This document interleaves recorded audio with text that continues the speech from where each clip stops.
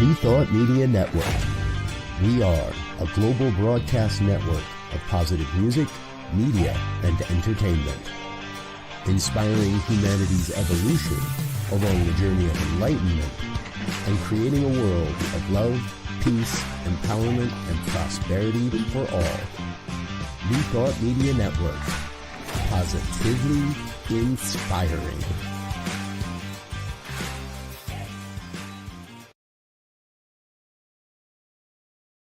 Welcome to Girls Behaving Metaphysically. Your hosts are two girls who believe that life is awesome, that laughter heals, and that it's possible to find deep spiritual insights in everyday experience. Here come the girls. It's more than practical. Here come the girls. Way more than merely factual. If you want to know the secrets of a life, it's free. Listen to Girls Behaving Metaphysically. Listen to Girls Behaving Metaphysically.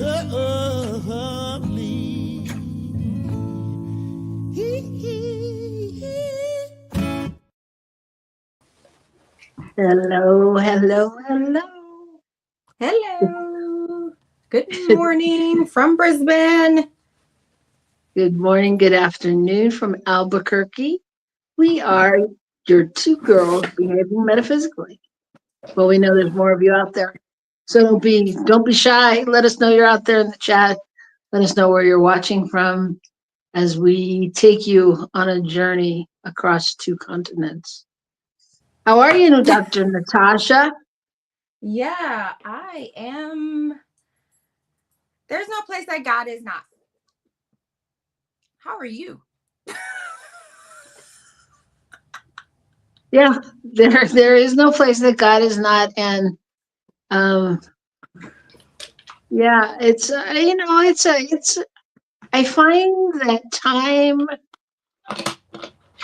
is so fascinating these days, and everybody is really, I don't know. It seems like there's a time suck on everyone in different ways, but time is just being so elusive. Well, I think, for many of us, we've been steeped in a spiritual tradition or spiritual traditions. I think those of us who sort of gravitate to this orientation around spirituality, that, time is a construct. Time is an illusion. I think right now I am getting an opportunity to reckon with that. So I'm just trusting. I don't know what the hell is happening with time, but I just know I'm willing to sort of ride it out and just experience it. Yeah, and we may want to talk about that more later, but before we do that, we're going to talk about some other things, and then we're going to see where this show is going. Where is time taking us today? So, yeah. So how's your week been? I mean, my week has been full. It was the first regular, like when I say regular, I mean back to sort of regular routine after all the holidays, because there are like a ton of holidays here, right? So we had, what do we had? We had like Easter Friday, no, the Good Friday. And then there's something here called Easter Monday, which is a public holiday. So, and then at the end of that week, so there's no work on the Monday, then there was no week on the following, no work on the following Friday because it was another holiday. And then this was the first week where we had no holidays, but next week there's a holiday on Monday, so it's a long weekend here. So this is a place to come work for other people, like, because if you're employed by somebody, it is like, I mean, the number of public holidays, it's astounding. That's great. Yeah, well, my schedule's been kind of the same, even though I don't know, there could have been both holidays. Easter to me this year felt like nothing. I mean, not that it's not like it's a big major holiday. Once there stopped being a basket at my door, I don't know how major it really was. But I mean, but it's usually there's a special dinner or gather with family or something, and it wasn't like that. It was very chill, and no special meal. It was really, I mean, I don't know. For me, all days and times seem to be going together, and I've been a lot of places in the last couple of weeks. I just got back from Kansas, and then I was in Seattle before that.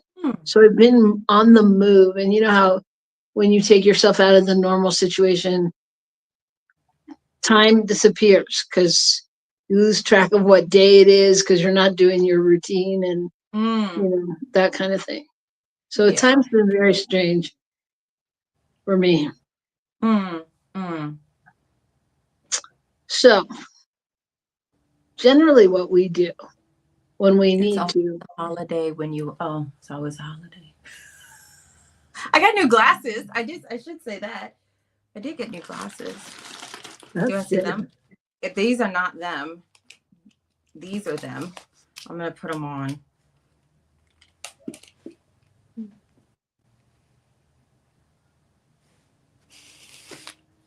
These are my new glasses.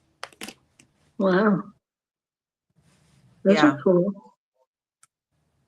I feel really smart when I have them on too. Yeah, they're very smart. And I can see everything. And everything just looks like, They look like my sunglasses. Oh yeah. Except yours are cooler. They have the gold trim. Well, that's that sunglass. It's funny. Anyway, so go ahead. Go ahead. No. There's nothing. You go. No, I like glasses. I like glasses. I like costume changes. I think it's good. They make you feel different, right? Yeah, they do. They absolutely do. So, but I'm gonna put my old ones back on because I like those. Okay. I know. All right. So I think it's time to pull a card. Because that's what us metaphysical girls do. Yeah, come on. And it's the beginning of May. It's the beginning of May, the lofty month of May. Spring has sprung. Yes. It's Taurus season. Yeah, is it rainy there? No. It's actually sunny and cool. I always think this is the most beautiful time of year here, at least in Brisbane. It's just so beautiful. It's like, I guess it's like fall here or, autumn here. But it's soon, we're going to have some jacaranda trees. Those are the big purple trees. And you see these big purple trees everywhere. And it's just otherworldly beautiful around this time of year. Nice. Yeah. That's great. So do you have cards still over there? I don't. What? How is that possible? Have 1,000. You're the one with 1,000 decks. Well, look, I do have my tarot deck. So okay, well, I have a fortune cookie. Okay, I'll do the tarot deck, Robyn. I'll do the tarot deck, and it's great. It is my tarot deck is wrapped in a tarot deck scarf, which is nice. Actually, it's like a table cover.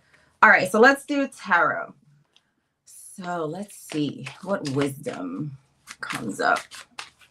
I think it's always better to do an oracle deck for this, but we'll see. Let's see. Tell me when, Robyn. Say when. When. All right. And this is the one that has my attention. So it's Wands. It's the Six of Wands. What do you know about the Six of Wands? Nothing. No one, no. Well, to me, I'll tell you what wands mean to me. Wands to me in general are connected to our magic. So like our magic, our intuition, our ability to sort of to stand firmly in our gifts to the world, which is another way of saying our magic. Mm-hmm. Usually I'll show you the card itself so you can see what this is not one of the sort of new nice decks that are, like politically inclusive and all that stuff. So it has like white people on it and a man on a horse, and he's surrounded by other people with wands, and there's a wreath, and he's moving forward like straight back. His back is straight, which is a usually like a sign of confidence and surety. And the people around are also carrying wands, which means they're also in their magic, right? And the wreath is like a celebration of the magic, of the people knowing their magic. So even though he's in this position where it seems like he's above them, the truth is there's this acknowledgement that they're all in their power. They're all in their magic. So it is a sign for success. It is a sign for progress and self-confidence. And we can read all that in his posture and in the posture of the people. Okay, there we go. Nice. Well, yeah. So how does that sit with you?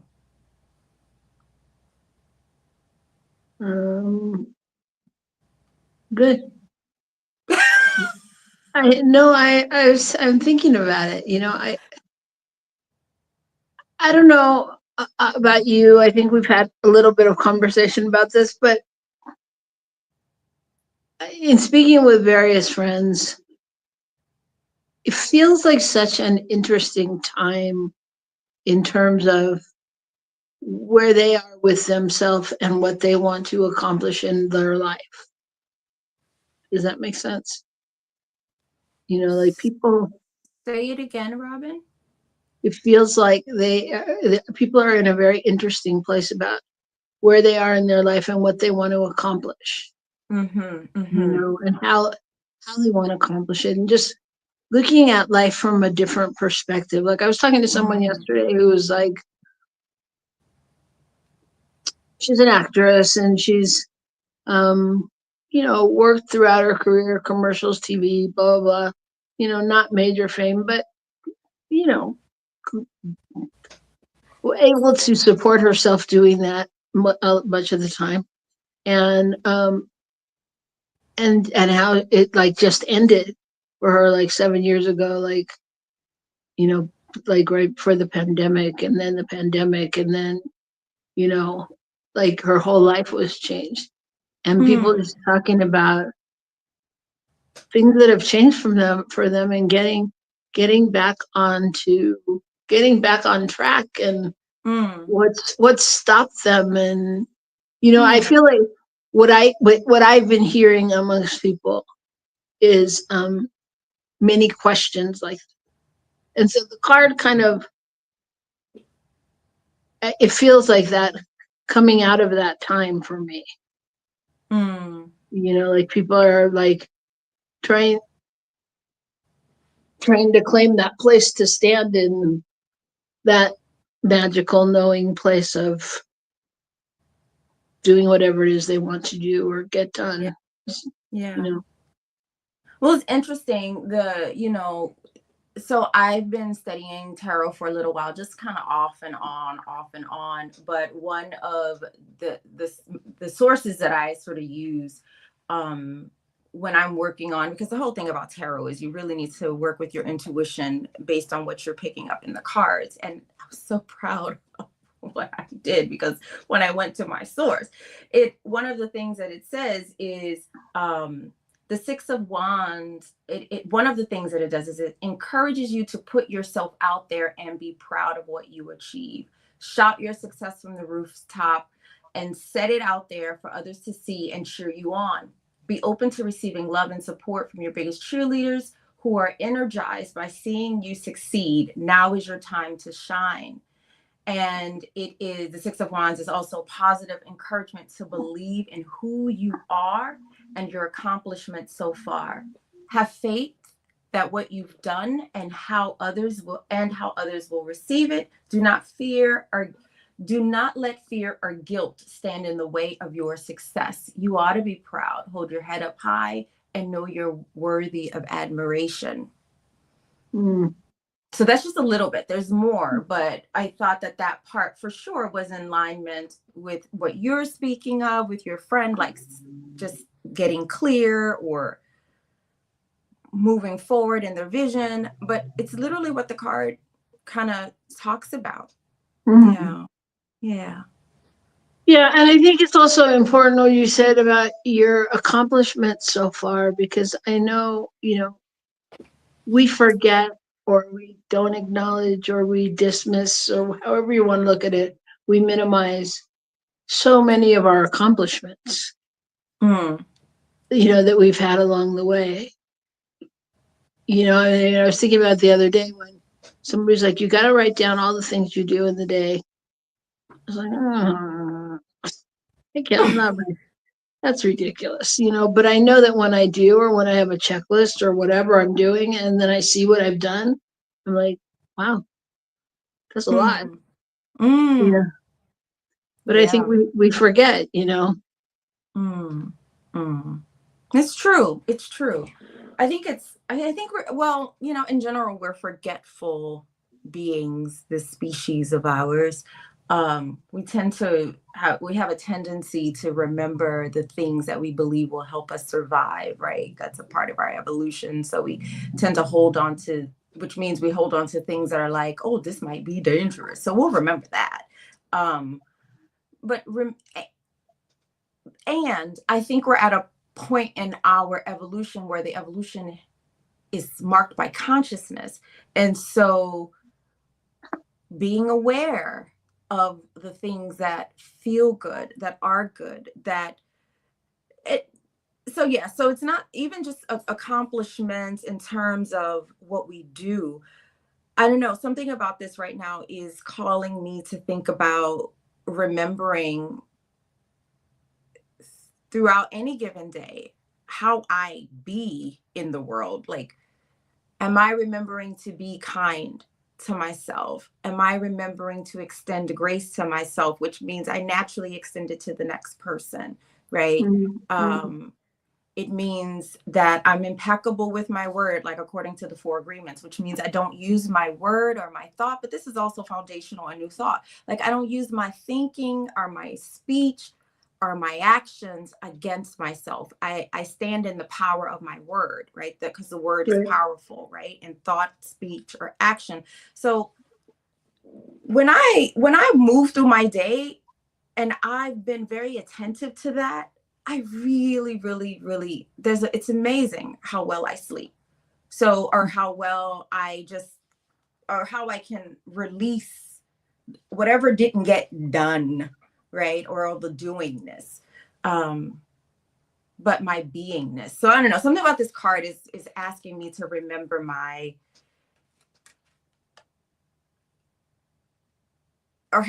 is asking me to sort of like ask the question, how are we being? Not just how we're doing, right? Like, how are we being? Are we moving in alignment with the spiritual principles that guide our life? Spiritual, not religious, spiritual. Yeah, I would agree. I mean, I think what you just said and what the cards say, so much of it is really just about uncovering that that awakeness, that awareness of consciousness, just really, just bringing you back to that moment, For sure. And I think that's what, we all strive to do on some level, whether we take a breath, whether we say a mantra, whether we rub a touchstone in our pocket, whatever it is, it's like just that moment of anchoring in the truth. Mm. That is like that card. So, magical and potent and Mm. all of those things. Yeah. Wow. I do have, go ahead. No, that's all. I was going to say, I do have an additional sort of thing that has come up, as I'm sitting with the card. Just thinking about like collectively. So I saw one of my clients, my Canadian clients yesterday, and they just had their elections. And it was just a real powerful reminder of that the people who are in positions of governmental power, whether we realize it or not, we really do give them the power. The power really does come from the people, because their elections were slotted to go another way. And then the wonderful person who is the president right now of the United States wanted to own their country. And they kind of all ran. They were like, we don't want to, they didn't want their prime minister who's really admires the person who's the president of the United States, or was running against the current prime minister, but they didn't want the person who was running against the prime minister to sort of take them down the road of where my beautiful homeland of the United States has been going lately. And so anyways, they ended up, so Australians, when I say the Liberal Party, I'm talking about like our Labour Party here. So they voted in their version of the Labour Party, which in the US would be Democrats, right? So they voted in basically the Labour government. And they were slotted to have the Conservatives win. But the people, they have this saying in Canada, elbows up, right? Came together across all sorts of political lines, and they voted in Labour, who was 25 points down just a few months ago. And they gathered their wands, their magic, and spoke with a collective voice. And it's just reminding me of because each of the people in this image, they are remembering their power. So yeah, there's this person on a horse, but they're like, yeah, I have power too. And I think it's such a beautiful message for the time that we find ourselves in, which is reminding me I need to go vote today when I get done with work, because I do not want to be stuck in the voting lines on Saturday. There you go. Well, make a note of that so you don't forget. And yeah, because we get fined here if we don't vote. So, but I want to vote. So yeah, it doesn't matter. It's a time of wanting to vote. I'd like to vote again. So anyway, we should take a break. Remember this, everybody. We have power. That's what these people are saying. You're on the horse, but I have power too. So exercise for us here in Australia. Make sure you get out to vote, or you will get fined. Look at what just happened in Canada. The people remember they had the magic. Okay, America, remember we have the magic. Okay, just remember. Okay, there we go. I'll be quiet for a little while, just a little while. Just while we take this break, let's just take a commercial break, and when we come back, we can explore a little bit more about power and feminine power as we move into this month of May, and see what we want to talk about. Sounds good. Sounds good. All right. So don't go away. Stay right here on New Thought Media Network, and we'll see you in a minute. Please help us say thank you to our organizational sponsors, including the Hefferland Foundation, Affiliated New Thought Network, International New Thought Alliance, Science of Mind Archives and Library Foundation, Center for Spiritual Living Denver, Center for Spiritual Living Midtown, New Thought Philadelphia, Planned Happiness Institute, Summit Center for Spiritual Living, One Heart Retreats, Center for Spiritual Living on the Lake, Unity Kitchener, Unity Spiritual Center, Ottawa, Om Center for Spiritual Living, Satya Center, Begin Within Ministries, Center for Spiritual Living North Jersey, Unity of Savannah, and the Center for Spiritual Living Seattle, as well as all of our individual donors. Thank you for being part of the New Thought Media Network. Please like, share, and subscribe. New Thought Media Network, positively inspiring.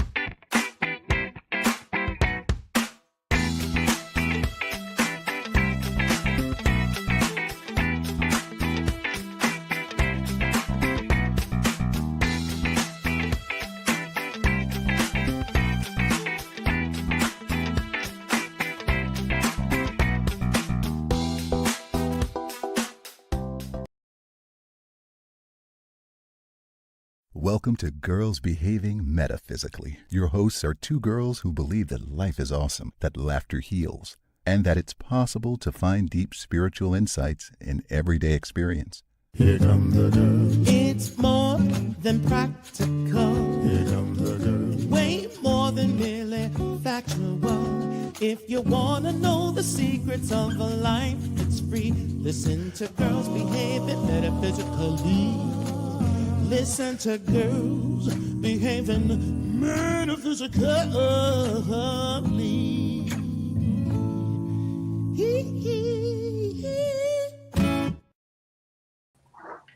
And we're back.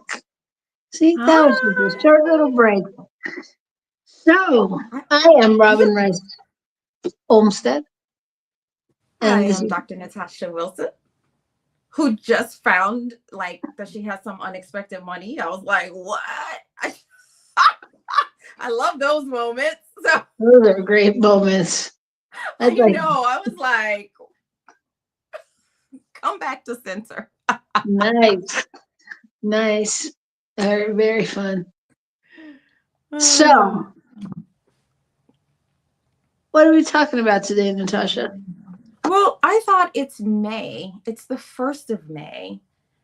Like, I know it's autumn here, but that means it's like spring there, right?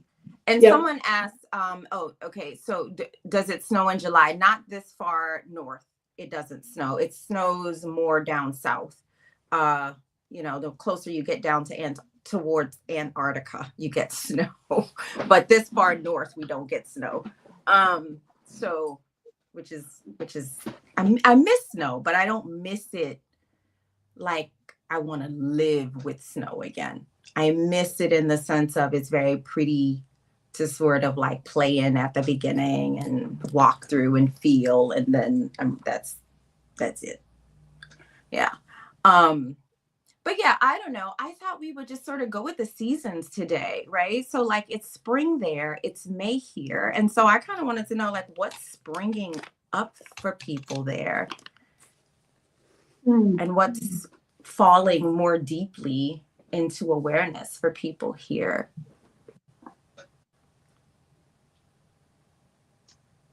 Well, I think that what I've noticed here is, I mean, here today it's sunny, it's warm, it's I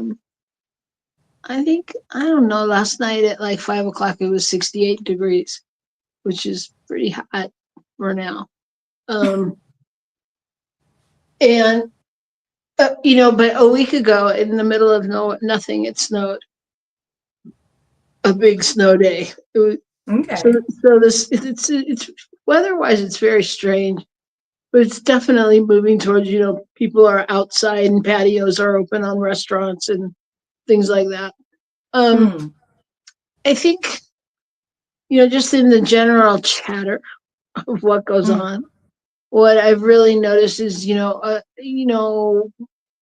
been watching and listening to a lot of people who, obviously after the election had challenges and didn't understand things and fears and worries and all of those things. And I'm just kind of watching where people are moving in that space, you know, and I think while it's not necessarily, you know, the first topic of discussion, people can get there really easy. People still want to talk about it. And, Yeah. you know, it's kind of weighted because if you listen to the news or if you tune into any part of the news, there's always something new you can talk about. And so it's a very slippery slope to go down. Like people will jump right on that bandwagon and talk about that. And, you know, people are talking about more about being in action and what they can do. And yeah, it's interesting. It's still, to me, it still feels very, I don't know, for lack of a better word, I want to say cautious. Like people are kind of, you know, like they're going in, but they're treading lightly, you know. So, you know, and you know, we don't have a day where we don't hear something new or stupid or ridiculous or unbelievable, you know, here. How about there? Say that again. How about Remember I what's told you, I don't know what's happening technically, but sometimes like you just disappear and then you come back. And most of the time I can still sort of keep up with what's happening. That just happened. And I think I missed something really important that you said. I don't know what I said, but I mean, I'm just talking about, I think people are, you know, are shifting around the situation and just wondering how it is there. Like people talking about government and stuff. Yeah, not really. People don't really talk about it as much. Yeah, they don't. You know, yesterday I was I had to go get a vaccine. So I was in the vaccination clinic at my doctor's office, and the administrative staff was talking about, oh, I need to remember to vote. I think I'm gonna go vote early. Right. So and I was like, oh yeah, that's right. We need to vote. We need to vote. So like, you know, we're talking about that. Like people are more aware. Like they just don't want to vote on voting day because it's like it's a, I mean, it's nothing like the US, right? Like campaigns are not allowed to like be outside and do things and suggest things to people outside of polling places. But yeah, I think there's just a general sense that, and it's interesting because people here just, I don't know, they don't really talk about politics unless it's somehow connected to their lives.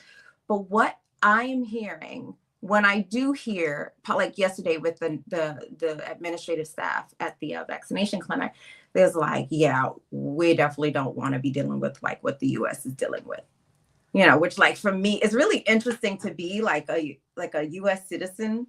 Yeah. Still, like you know, I'm a dual citizen. And I just, like, I get it. And yet I'm just like, don't talk about my country. Yeah. But I get it, you know, like the tribe mentality of me rises up. But yeah, but then I'm also a citizen here. Yeah. So, and it's interesting. I get it, but it's not like people are not as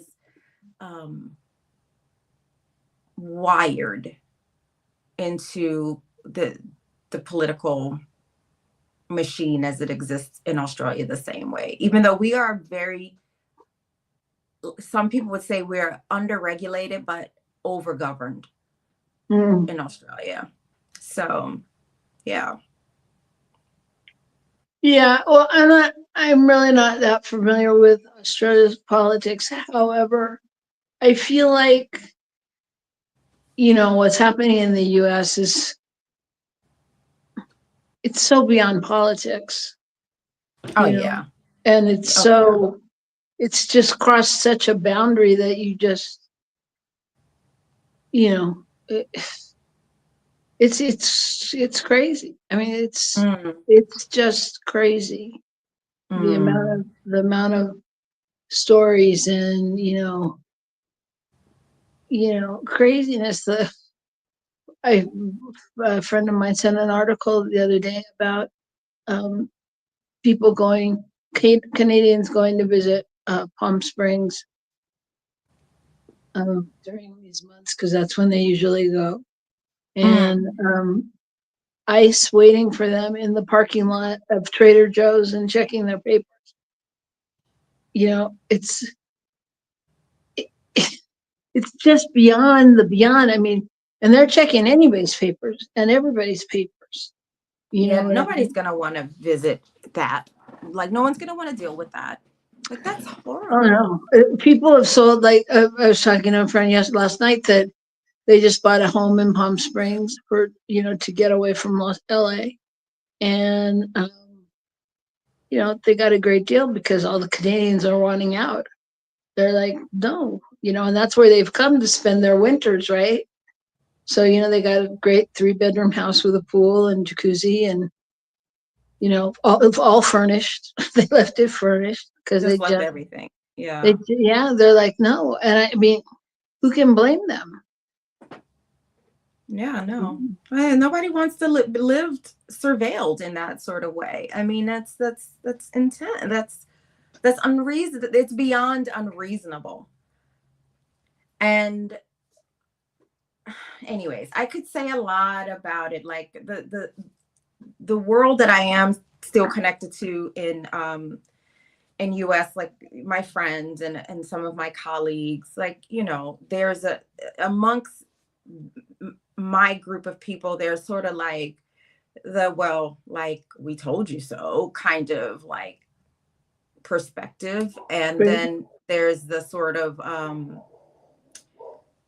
yeah, I don't know, just like I feel it like a burnout. Like it's like people are burnt out in the sense of dealing with the sort of shock that some people are sitting with or having to grapple with for the first time, like Mhm. ever, because maybe life has been really good to them, at least on a structural level, on an institutional level, and now it's hitting home, and it's highlighting something, I think, in the collective conscious, that like it's really difficult for people to think outside themselves until it comes for them. I don't know. Malcolm X talked about it as the chickens coming home to roost in some sort of ways. I think it's another way of like saying, yeah, until it's like in your face, facing you down, you don't really think about it. And I Yeah. think that's something we have to shift. Well, we're going to shift it, whether we like it or not, or we won't. Like I heard Deepak Chopra, I don't know what show he was on the other day, some show that I watch, or a podcast I was listening to, something, but it was him, and it was a political show, and he was on it, and he was just like, "Look, we're either gonna evolve out of this, like if it doesn't impact me, I don't care, or Earth is Earth, or our life will be like humans. That was a nice experiment, so Right. move on." So Right. I feel like we're at that choice point of like really wake up and see like we're all connected. Like if there's no injustice over there, and then we're gonna be all good over here forever. No, it doesn't work that way. We're all one. We're all connected. Mhm. So it's like what must happen for us to evolve that kind of consciousness? Well, I think that's a great question, and I think I'm gonna take it back to what we said we were talking about Mm, um, with exploring like feminine power, mm, and really, if we take this, as spring and the month of, last month was Women's Month and all that, but there's a lot of women empowerment things going on. mm, What part does that play in the next evolution of whatever happens? mm. You know, um, Like yeah. say more about that, Robyn, if you don't Well, mind. I I mean, I think it is a time it is of feminine empowerment. I think we're seeing, even though clearly somehow the United States is not ready to elect a female president, clearly the powerful women that we've seen run, that have stepped up, the powerful women that are speaking out now, whether it's, in government, whether it's Jasmine Crockett or AOC, or, I mean, there's so many people that are putting their voices out and on the line and really stepping in, in other ways as well. And I'm just wondering, like, how do you think that plays a role in what happens next? Do you mean like if people can start to, in the US, envision women in the most powerful position in terms of government? Maybe. I don't have a specific answer. I just wonder, what part does women's empowerment play in the next steps? I think for me, as I think about that question, I think part of it, I really, with the destruction that is going on right now, even if I just speak to the part about them, about families getting torn apart, people being sent back to countries they're not even from, but people being sent away, and the disruption of family, people that voted for Trump and, thought they'd have a job, but he's cut so many places that he's cut half of the people that have voted for him that had jobs, different places. And so what I say all that to say, somehow for me, the divine feminine, obviously the mother is what holds families together generally, and that kind of nurturing and love. And it's going to take some of that if and when we evolve and come back. You know what I mean? No, I don't fully, honestly. Okay, thanks for playing. I think it takes a lot of what's being, I think that women, the empowerment and what am I looking for here? The feminine power of women plays a big part in holding some of that together, or repairing that, or having a safe and welcoming place to heal. To heal what? To heal what's happening now. Okay. The destruction. Okay. The breaking up of families and lives, and Yeah. things that people have worked for all their lives that are going away. I guess there's so many, like, just culturally, so I'm thinking from an anthropological place right now. But for me, that there's no place God is not, right? So I'm thinking from an anthropological space around indigenous spiritual traditions, and just somewhere the spiritual traditions have been around for 5,000 or more years.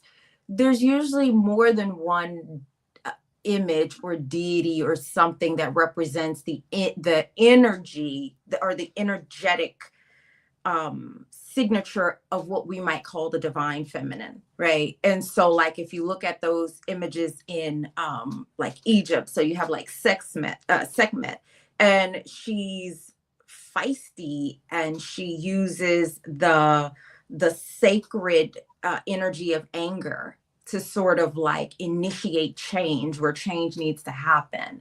And then I think about like in Hawaii, the goddess Pele. I mean, she's like a volcano, right? And then, but constant creation, but creation through like deep disruption and eruption. And then you look India, you look at like Kali Ma, you know, anyone who knows anything about Kali Ma, like she don't play. She just chops the head of like any toxic masculinity that gets in the way or that causes harm to the people. She just like lobs its head off. So like, you know, I think we have this essentialized notion of masculine and feminine. So like the feminine is this soft, cozy place to land. And then, you know, the masculine is, you know, whatever the opposite of that is. And I think that there is a frankness and a forthrightness that I think is also a part of the divine feminine that I think is super necessary at this time. Because in order to move into any place of healing or to engage in love, I remember, Dr. King was like, there's no love without justice. Like this notion, like you can love without a sense of justice, or you can love and be oppressive. Those things just don't, as Thich Nhat Hanh would say, they don't interbe. They don't interbe. And so I think that there definitely is a place for the divine feminine, and not just as a place of like healing. I think to heal, we have to reckon with, anyone who's familiar with like what South Africa went through with truth and reconciliation, with any reparative justice framework. Like, I think we have to do some truth telling as well. We have to be willing to look at how we got here and why we didn't hear the voices who had been sounding this alarm for so long. Like, what is that about in us? And I think that's the piece that has to heal, right? So healing isn't just like, for me, it isn't just like, let's just make sure we get everybody back home. Let's get families back together. Let's do all these things. But we must address the root cause in our consciousness and psyche and practices that allowed us to even get here, or we just recreate it. This is what we're looking at. This is not the first time this has happened in history. This is the first time that this has happened for most of us in our memory. But this isn't the first time it happened in history. So if we're not willing to like address that part of the human condition, then we're just like kicking the can down the road. Right, absolutely.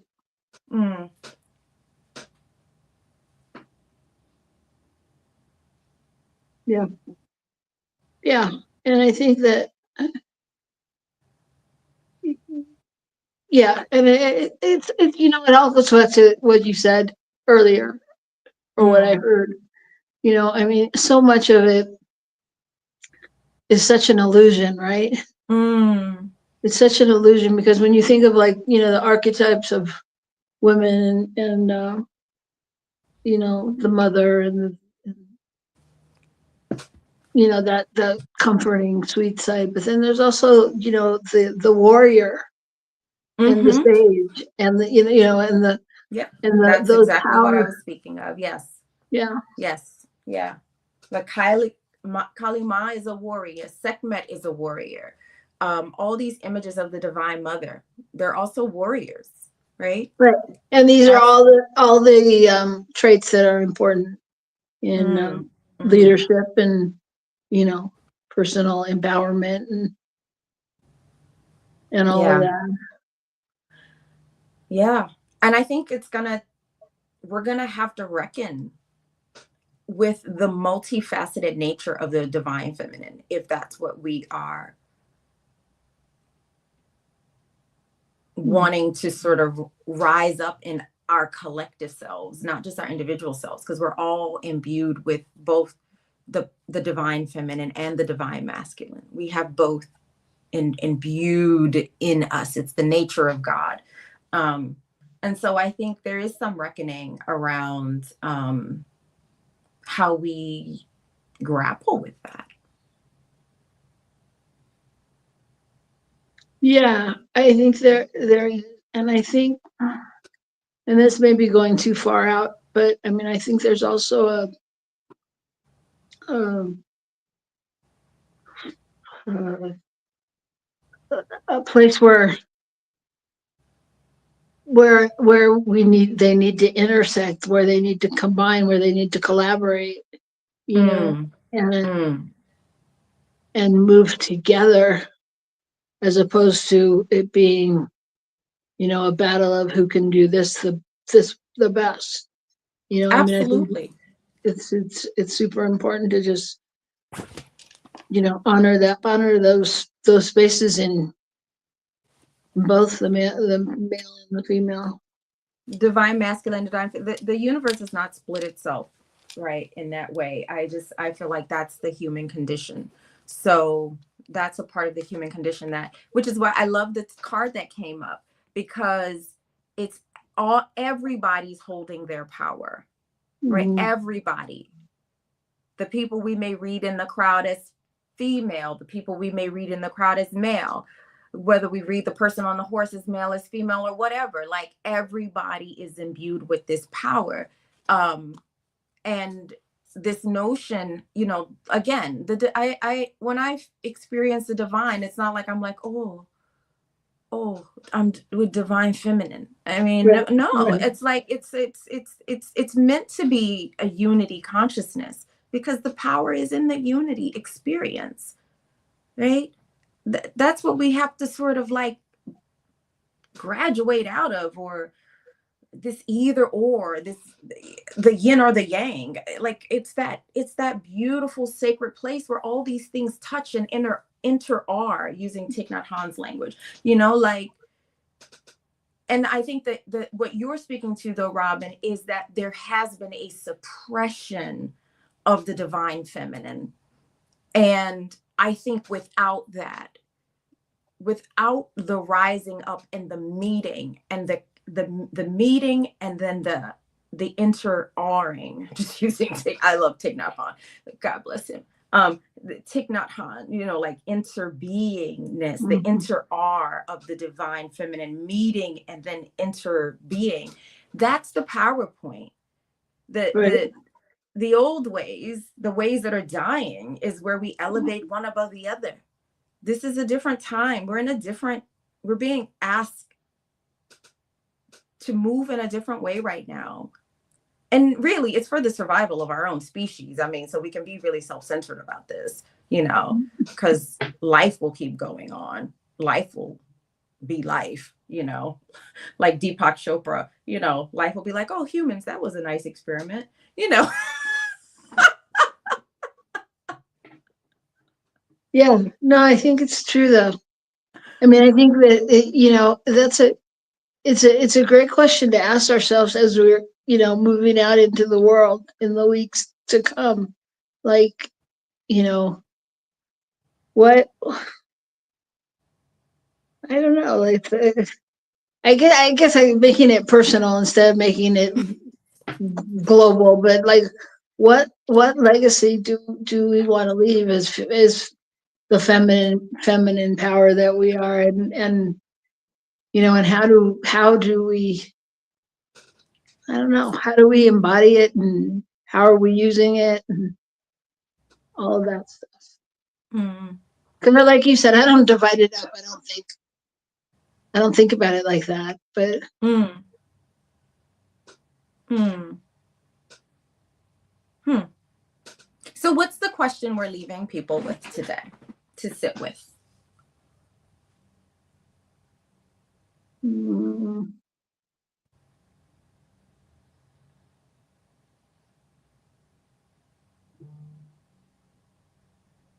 um, well, that was one that I just gave. Yeah. What legacy do you hope to leave?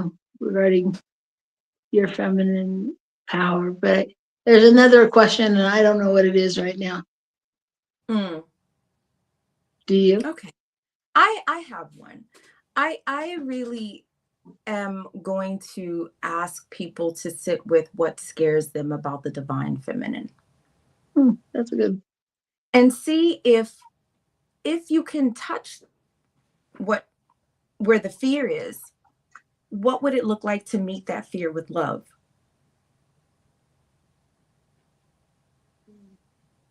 And what would it look like to meet fear with love in general? And not love as this like sappy sentimentality thing. I mean, that's fine.